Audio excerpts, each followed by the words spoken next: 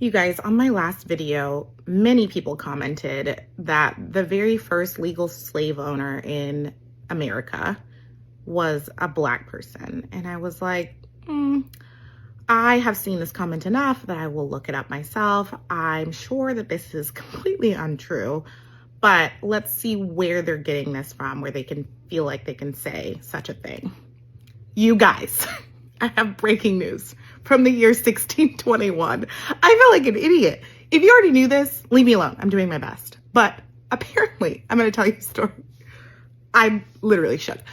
Anthony Johnson was a slave brought over from Africa.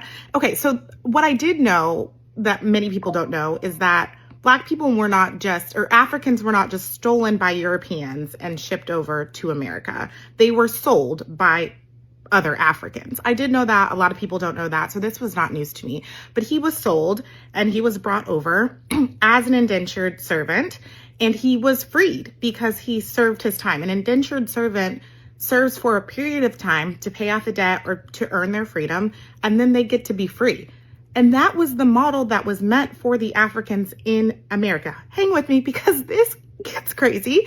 He was an indentured servant himself. He earned his own freedom. He bought land, and then he owned slaves. He was the first, I'm going to get there. Okay. He owned slaves, Black and white slaves on his tobacco farm. Are you kidding me? He owned white people? Okay. So he. I don't know why that just breaks me down right there. He owns white people. This is Naisha Lorraine. She's on Instagram.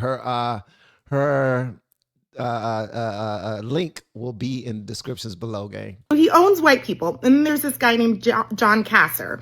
John Kasser earns his freedom through indentured servitude because that's the model. And Anthony's like, no, actually, you're my slave for life. I know that nobody's ever heard of this, and this is not the typical model, but you will actually not be earning your freedom, and you will be my slave for life. So he goes to court, and he pleads his case, and he's like, you guys get back to me with a ruling on whether or not I can keep John forever, because I don't really want him to be let go. There are other reasons. There was a neighbor, whatever. It doesn't matter. He's like, he's going to be my slave for life. And the court rules in Anthony's favor and it's like, we love this for you. Keep him forever. So Anthony Johnson is the first legal slave owner. It's the first legal acknowledgement in English America that an African could be held as a slave for life. And he was owned by a Black man who owned other slaves who were both Black and white. And when they were writing our history books, they were like, we don't need to talk about that. Are you joking? I don't know if I'm being dramatic, but this changes everything. You're not being dramatic, and it does change everything. This is what she's talking about. The first slave owner in America was not only a Black man. He went to court and demanded it because one of his workers that he was trying to look out for, he was trying to hook you up, brother. You was being lazy and you did not hold your end of the bargain.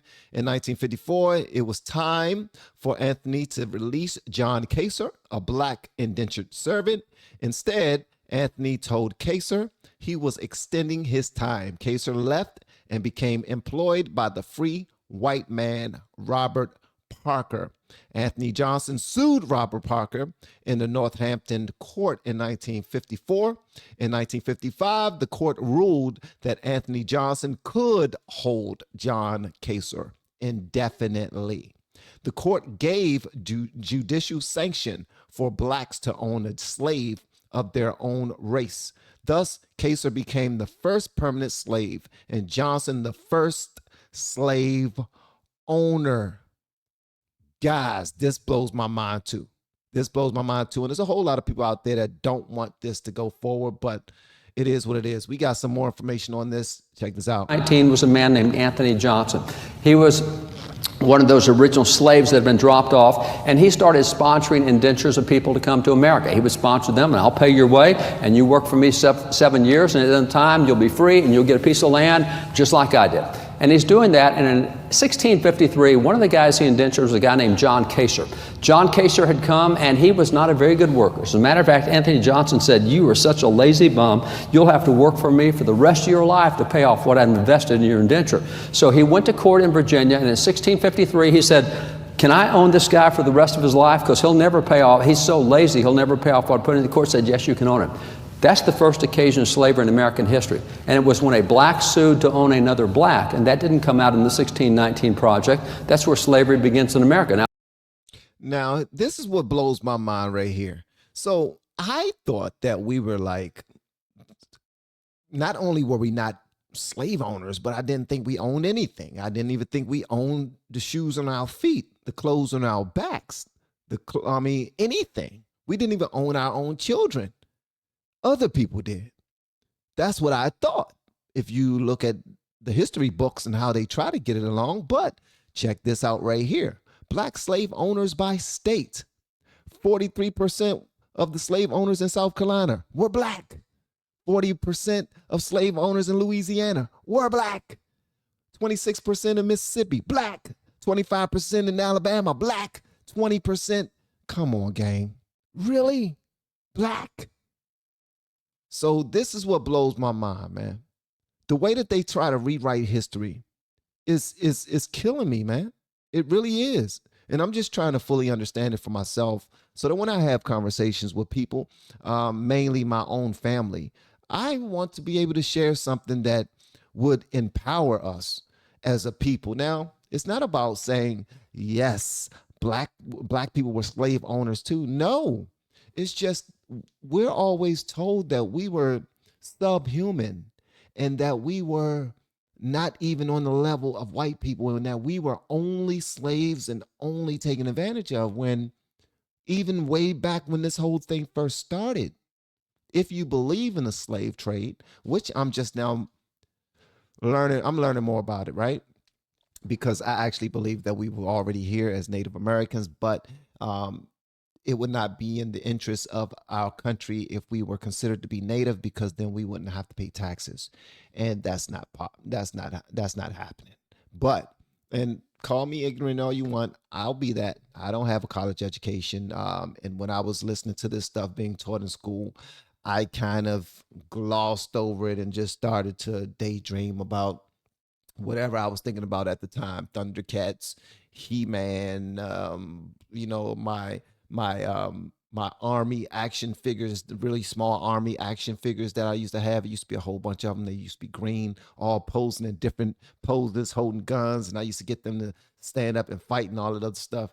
Yeah, I used to like that type of stuff. And that's kind of wild, because I grew up to despise the country and the military, but I used to play with military men all the time as a youngin'. But it's great to have this information. That's why I pray that you share this video so that it can reach outside of the people who go out of their way to click on my videos, like you wonderful people. But I want other people to see it. I want it to fall within the algorithm of those who wouldn't ordinarily click my videos, man. So would you do that for me? All right. I thank you in advance. Thank you so much, guys. I hope to see you in the next one. And stay classy, San Diego.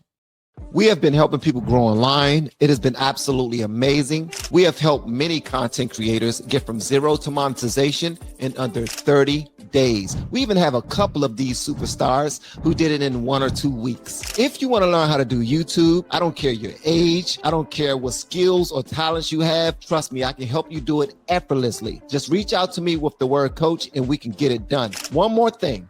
We have a YouTube course that I just now created. I'm extremely proud of, and a lot of people are getting so much from. Purchase that course and work with us. You can join our private Facebook group and our daily group calls, which is 3 to 5 days per week, and you can learn so much more than you've ever learned before. I can't wait to hear from you. Love you. Peace.